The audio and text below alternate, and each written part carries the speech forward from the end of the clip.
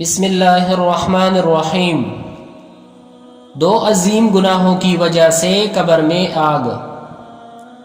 امام قرطبی رحمۃ اللہ علیہ نے اپنی تفسیر میں حضرت عمرو بن دینار سے یہ واقعہ نقل کیا ہے کہ مدینہ کے لوگوں میں سے ایک شخص کی بہن بیمار ہوئی تو وہ اپنی بہن کی عیادت و تیمارداری کرتا رہا، پھر وہ مر گئی تو اس کو دفن کر دیا، اور قبر میں یہی شخص دفن کے موقع پر اترا تھا۔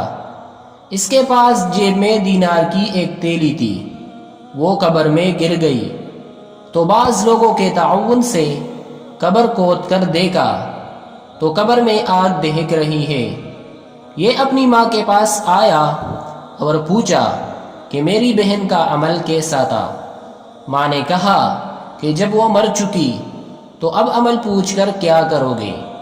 مگر جب اس نے اصرار کیا تو ماں نے بتایا کہ تیری بہن ایک تو نماز کو تاخیر کر کے پڑھتی تھی، اور دوسرے جب پڑوسی سو جاتے یعنی سونے کے لیے دروازہ بند کر دیتے تو جا کر ان کے دروازے پر کان لگا کر ان کا تجسس کرتی اور ان کی پوشیدہ باتیں معلوم کرتی تھی۔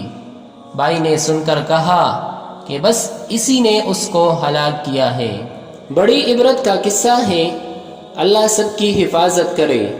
مگر آج کتنے لوگ ایسے ہیں جو دوسروں کا تجسس کرتے اور ان کی باتوں کو معلوم کرتے ہیں۔ ان سب باتوں سے بچنا چاہیے۔